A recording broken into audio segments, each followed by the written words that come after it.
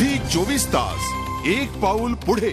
Cement काँक्रीटच्या जंगलात पक्ष्यांचा किलबिलाट तसा दुर्मिळच, त्यामुळे आता शहरात पक्षी दिसणंही दुर्मिळ झालंय। पण औरंगाबादमधल्या एका व्यक्तीच्या घरात पक्ष्यांची शाळाच भरतीये। चला तर आपणही या पक्ष्यांच्या आश्रयदात्याला भेट देऊयात।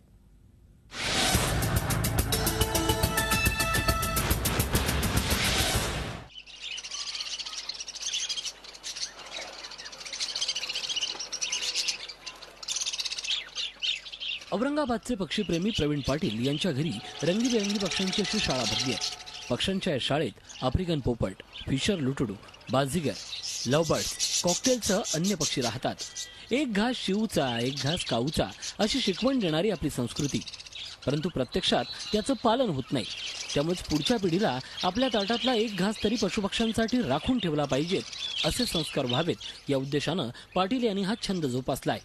या पक्ष्यांना झाडाझुडपात राहण्याचा फील यावा म्हणून खास व्यवस्थाही करण्यात आली आहे। वेगवेगळ्या आकाराची रंगीबेरंगी मडकी ठेवून त्यात पक्ष्यांना खाण्यासाठी धान्य ठेवण्यात येतं। यांचे हावभाव मला कळत आहेत, यांना काय पाहिजे ते मला बोलून त्यांच्या चिवचिवाटने मला ते समजतं की यांना आता भूक लागलेली आहे, यांना पाणी पाहिजे, यांना गरमी होते। चिवचिवाट करणारे डोअरबेल लावून वरवरचा आणि क्षणिक आनंद देणाऱ्या कृतीपेक्षा पाटील यांच्या घरातल्या पक्ष्यांचा चिवचिवाट निरंतर समाधान देणारा ठरतोय। मानवानं औद्योगिक विकासाबरोबरच गावांची शहरं निर्माण केली, परंतु माणूस आता निसर्गापासून दुरावत चाललाय। आपल्या अवतीभोवती असणाऱ्या निसर्गाचं चैतन्यपूर्ण प्रतिनिधी म्हणजे पक्षी। आपण जर या पक्ष्यांना हद्दपार करत गेलो तर पक्षी हे आपल्या पुढच्या पिढीला चित्रातच पाहायला मिळतील। त्यामुळे चला पक्ष्यांनाही त्यांच्या हक्काचं घर देऊयात।